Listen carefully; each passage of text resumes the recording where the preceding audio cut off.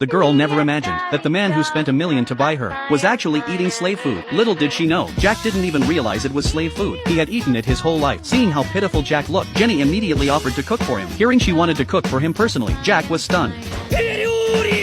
Wanting to taste her cooking, he brought Jenny into town to buy ingredients. Since Jenny would be living with him from now on, Jack decided to get her some daily necessities as well. That's when he spotted a clothing store, and thought they could shop for clothes first. Jack asked the shopkeeper to help pick out some clothes for Jenny. But when the shopkeeper saw Jenny's slave collar, he felt a wave of pity for her. He then personally took her to the fitting room. When Jenny came out in her new outfit,